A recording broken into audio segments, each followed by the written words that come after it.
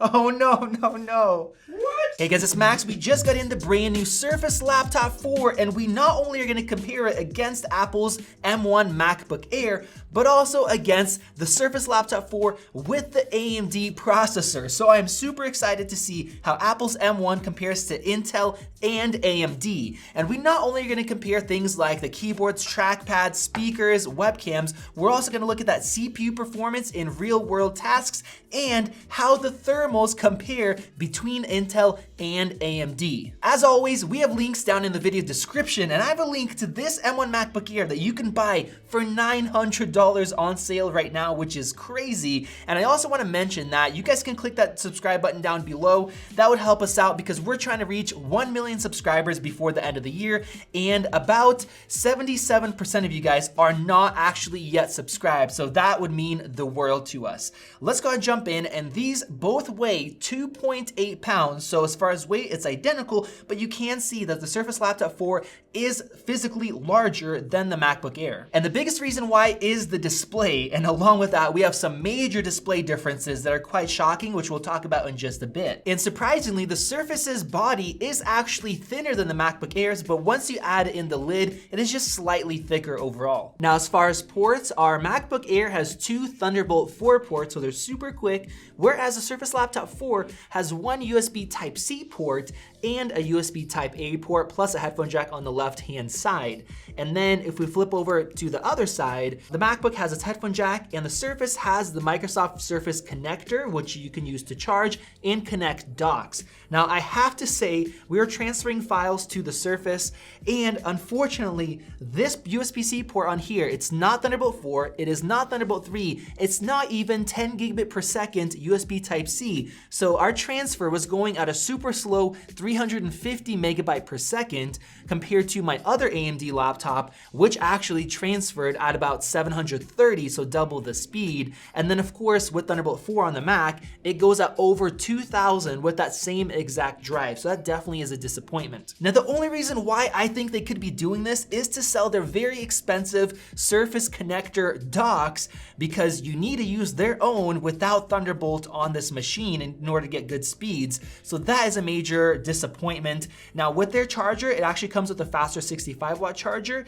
and they do give you 1 more USB port. Both of these have nice one-handed hinges, and I love that we have Windows Hello on this laptop. It logs you in automatically, whereas the MacBook, you do have to use Touch ID to log in, or of course, if you have an Apple Watch, you could do that as well. Now, our Intel Surface does have this Alcantara material that's soft touch. It is not cold to the hand, so it does feel nice, feels more cozy if you want to say that, but it can capture grease. But if you want to spend a little bit more, get a higher end version of the Surface, you actually do end up getting full aluminum, which does feel more premium. As far as keyboards, the Surface laptops does feel really nice. It's clicky, it's responsive, but it is not as good as the Magic Keyboard on the MacBook Air. It just feels a little bit more tactile, I would say. And as far as trackpads, the MacBook Air definitely has the better trackpad. You can't really compete with these Force Touch or 3D Touch trackpads. With that said, even though the Surface does have a diving board design trackpad, it feels surprisingly even all around,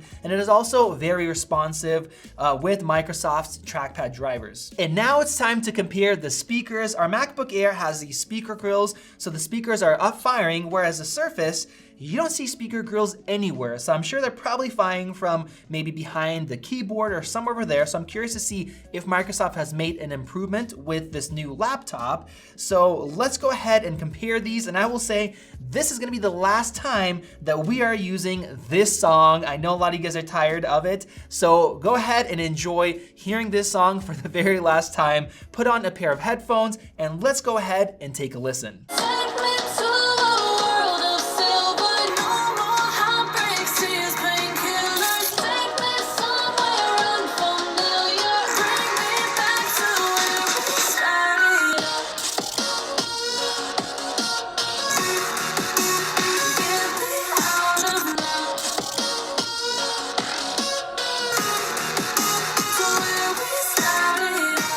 All right, guys, let me know your thoughts down in the comment section below. Which one sounded better and in what way? I'll give you guys my opinion. I don't think the Surface Laptop 4 had a speaker upgrade from the Laptop 3. With that said, it still sounds good. It is really loud for a Windows laptop. It has good bass, good mids. The highs could be a little bit sharper, but overall, I think anybody's gonna complain. With that said, the MacBook Air sounds better in every way. The vocal clarity is definitely better. It is definitely louder. The bass is also a little bit more rich. So the MacBook Air is definitely the winner. And now let's compare the webcam and microphone quality. This is the quality that you can expect from the MacBook Air's 720p webcam and the built-in microphones. And this is the quality of Microsoft's 720p webcam. Looking at it right now, it actually looks a lot better to me, but you guys let me know which one looks better side by side down in the comment section below, along with which one sounded better as far as the microphones. And now let's compare the displays where we have a lot of differences. The first one you'll notice is that the Surface Laptop 4 uses a more square display. It's a 3:2 aspect ratio, which I really like on a small 13-inch laptop. Gives you a lot more usable space. 16:10 is also not bad. Now, as far as detail or sharpness, the MacBook Air has about a 4.1 million pixel display, nice and sharp. And then here we actually have 3.3. Sounds worse, but in reality, this display is much better than a lot of 1080p displays. It's nice and sharp. So as far as detail, there are no issues. Now, this display is also a touchscreen, which of course, Apple does not put touchscreens on their Macs. Now, as far as brightness, the Surface is actually brighter than the MacBook Air. It is now 500 nits, so it's brighter than before, which is great. And the MacBook Air is running at about 400 nits of brightness. But unfortunately, Microsoft did not improve the reflectivity, so it's almost like a mirror if you're in a dark room and you're watching dark content, or if you're in a bright room with stuff in the background, or even outside. And along with that, we also have a really big difference in contrast, whereas the MacBook Air's display is a lot more contrasty with more accurate colors. And finally, let's get into performance. I have all three laptops here. We have the AMD Surface Laptop 4, of course we have the M1 MacBook Air, and then the Intel Surface Laptop 4. This one right here is the mid-spec i5 model, 11 gen, but it is actually very close in performance to the i7 we checked online. And then this is actually the best AMD version of the Surface Laptop 4 you can get. I purchased it on the business website because they don't let you get the best CPU on the mainstream one for some reason. So let's go ahead and get started. I'm starting off with the Speedometer 2.0 test to see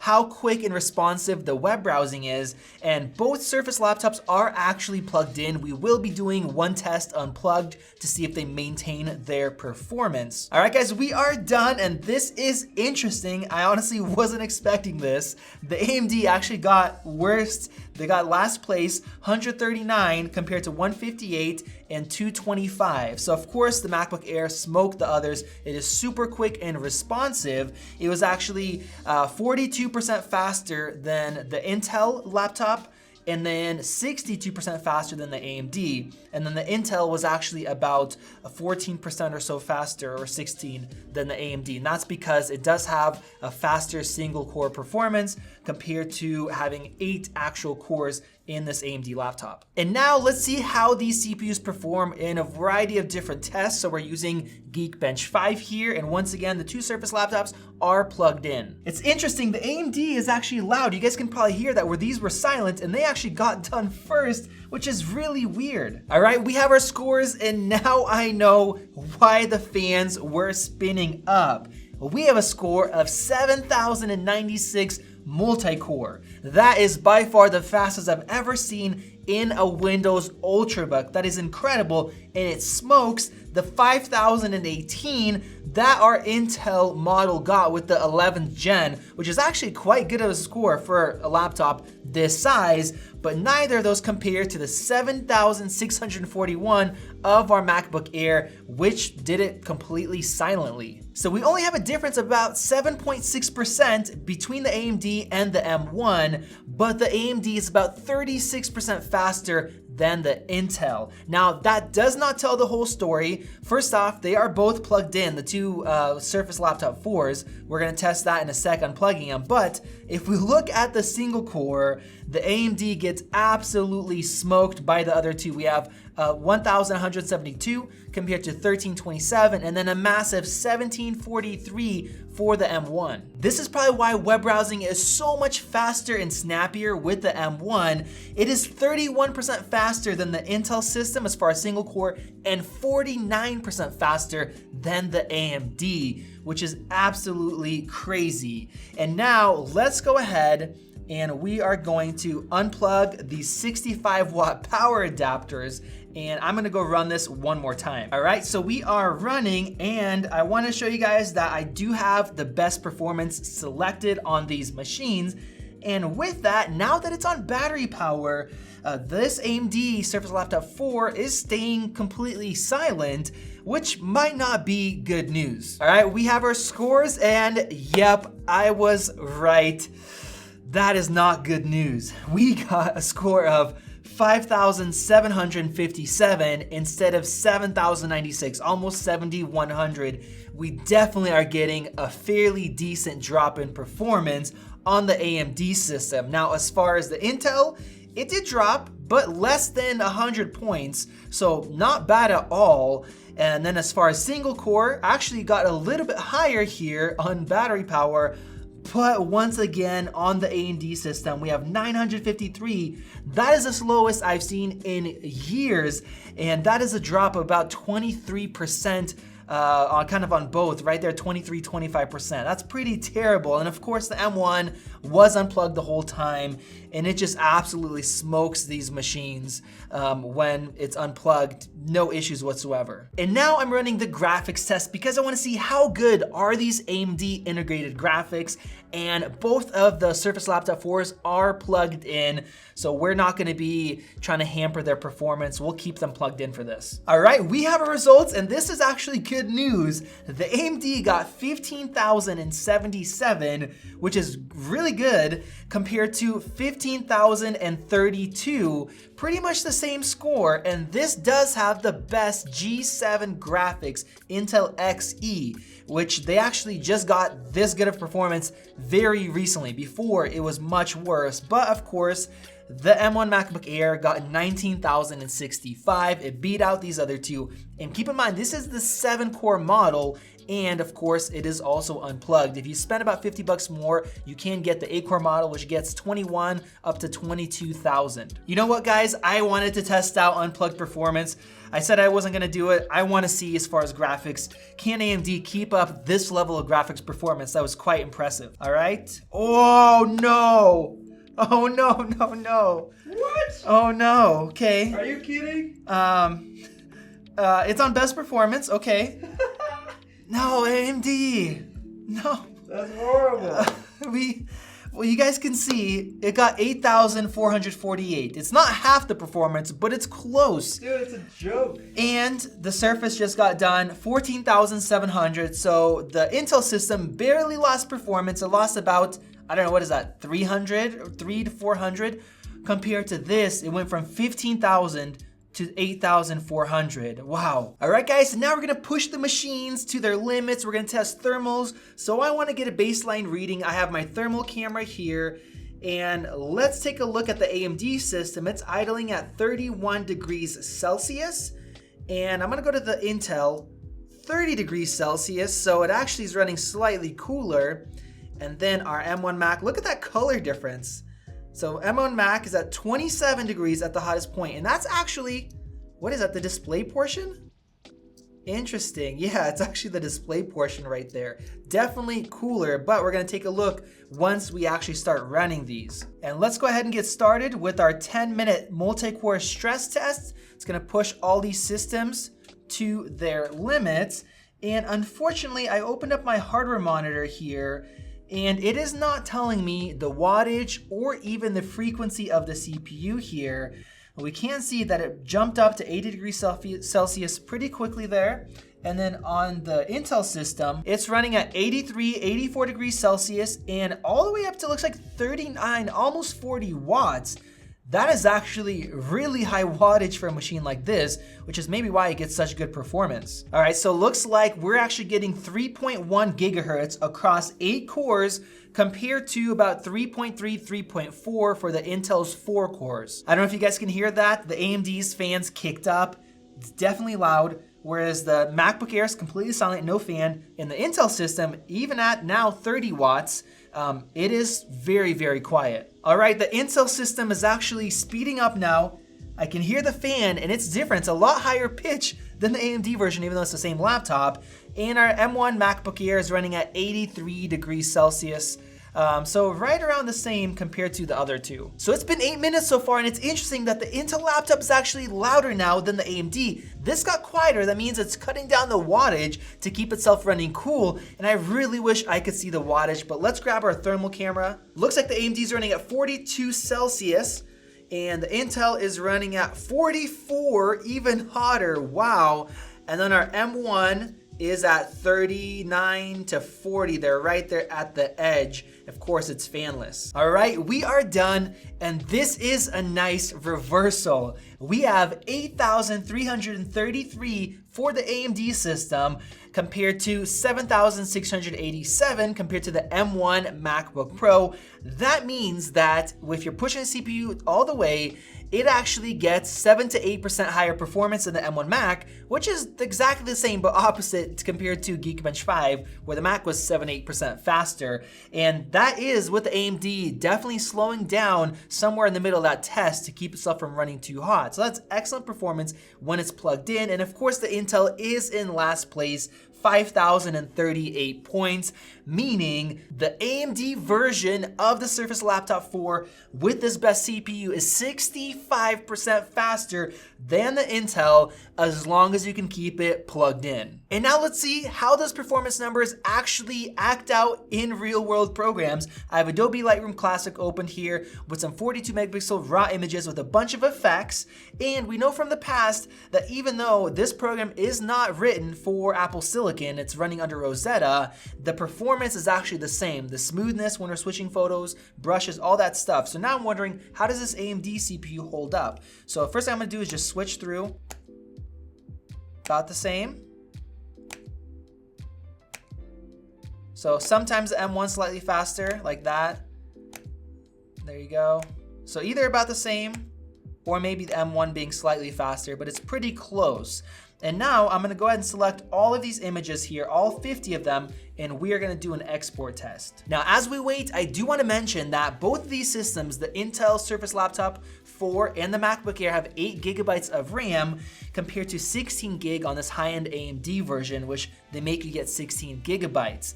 Now, the previous tests we did didn't really matter that much as far as the amount of RAM, because as long as you don't have stuff open in the background, that's enough for it. But Lightroom is heavily dependent on RAM performance.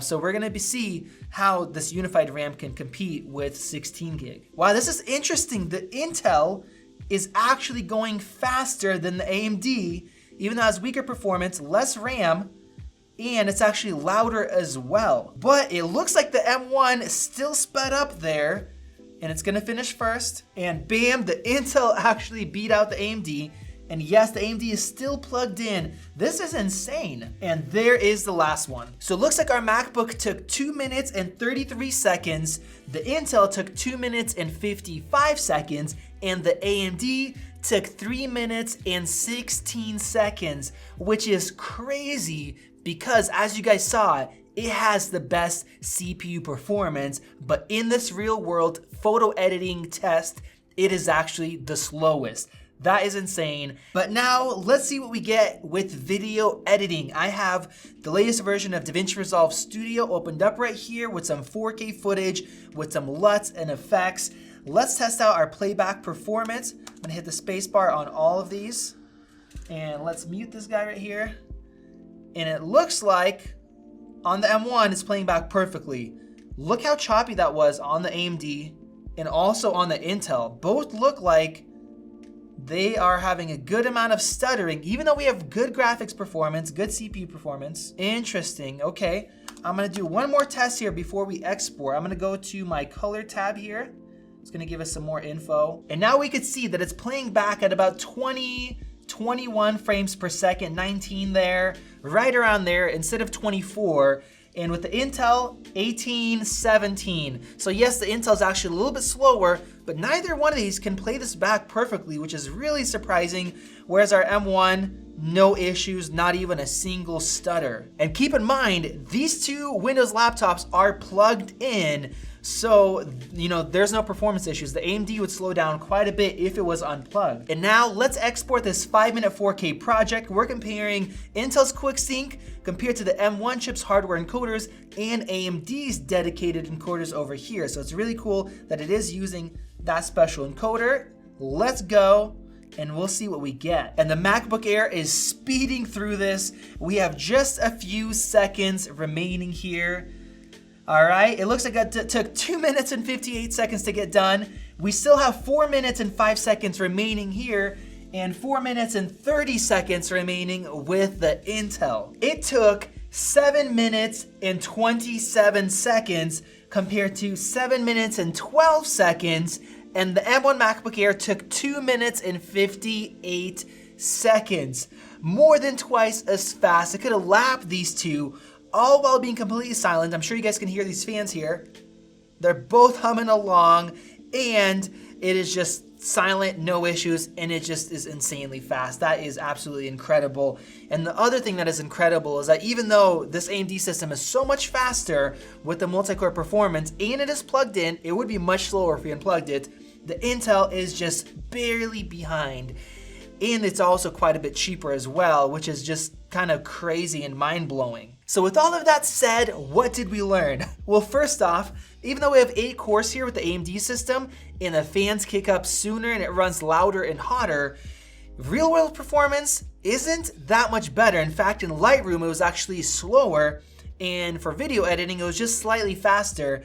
And then if you unplug it, it is just much slower, especially with the graphics. So the Intel system being cheaper, I would actually suggest, in this case, going with the Intel system. And along with that, the M1 MacBook Air is an absolute boss. It is by far cheaper than the other two, even if you're matching up the same amount of RAM and SSD. And you can actually pick one up right now for $900, $899. I'll have a link down in the video description. And it is silent, and it just smokes these other two, especially in the real world performance. It is absolutely incredible. So there you guys go. Let me know your thoughts down in the comment section below. Go ahead and click that subscribe button above to help us reach our goal of 1 million subscribers before the end of the year. We would greatly, greatly appreciate it. And check out one of those other videos right over there. This has been Max, and I'll see you in the next video.